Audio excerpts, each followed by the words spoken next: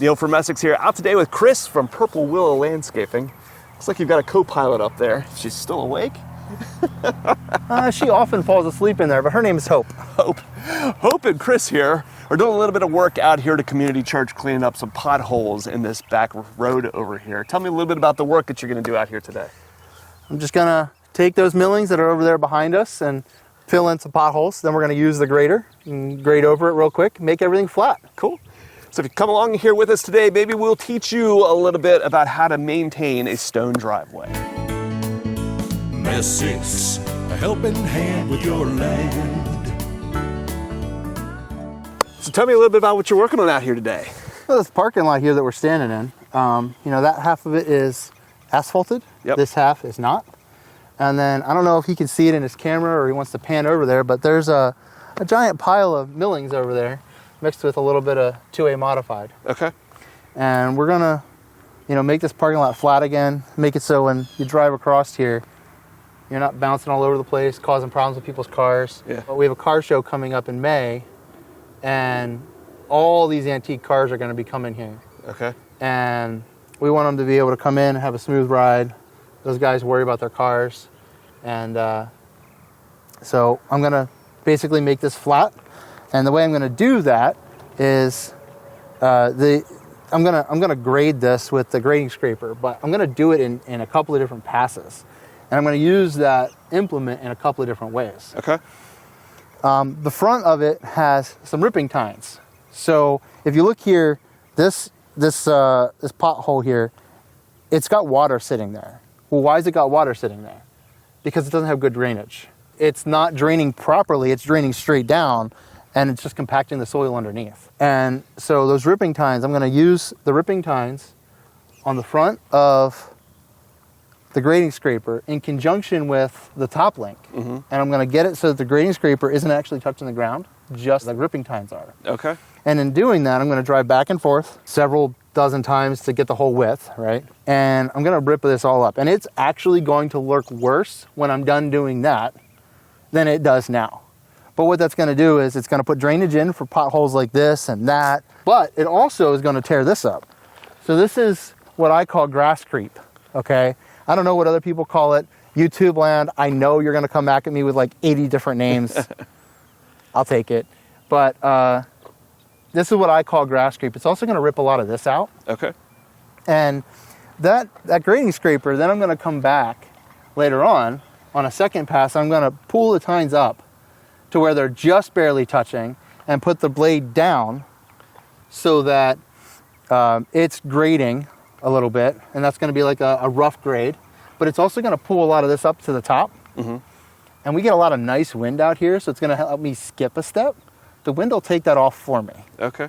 And then I'm going to do a third pass, and I'm going to have the ripping tines the whole way up, and it's going to give us a finish. And the last thing I'm going to do, I'm actually going to do Thursday, hoping it rains tomorrow.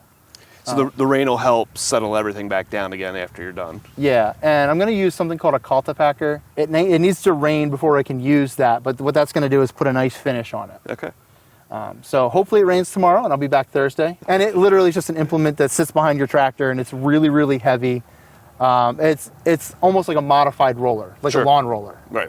But it's individual rolls, and it puts little dimples in, which the reason I want those dimples, I have a roller too, one that I made myself. It's a 72-inch, and it's almost 3 ton. But the reason I want that is because, again, that's going to promote better drainage in the gravel. Okay. A lot of the work in using a grading scraper is done by those Scarfire shanks on the front. And you can see as he's driven across this hard-packed driveway here, exactly where each one of these was. It's going to continue making passes back and forth in order to break all this up and loosen those stones so that they can be graded back out again. One thing you want to be very careful with when you're doing this is that you don't set those teeth too deep.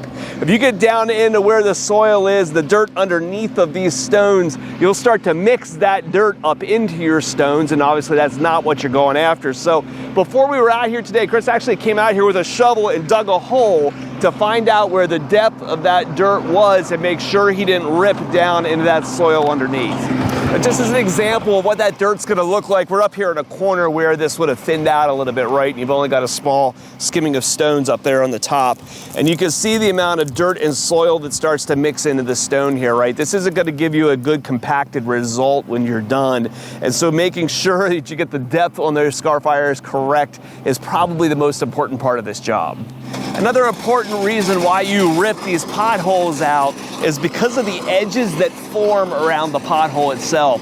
If you come out here and just simply dump stone into an existing pothole, as you drive back and forth, your tires are going to force that stone back out of the pothole again. It won't ever stay and compact and fill that in. So part of this ripping process of going back and forth is also to tear out the sides of those existing potholes so that you can get things smoothed back out again. Appreciate you having me out today. Not a problem. It's a beautiful day to get out and see some work get done. Yeah, it's nice blue sky. Appreciate all the stuff that you're able to see and tell us about this tractor. The many, many ways that you use this equipment is really cool to see. So I appreciate that. Tell us a little bit about your business. If anybody wants to look you up, where do they find you? So right now we have a Google page. Okay. Just look us up on Google, Purple Willow Landscaping. You might need to type in Dillsburg, PA. Sure. But I don't think so. I don't think you'll need to.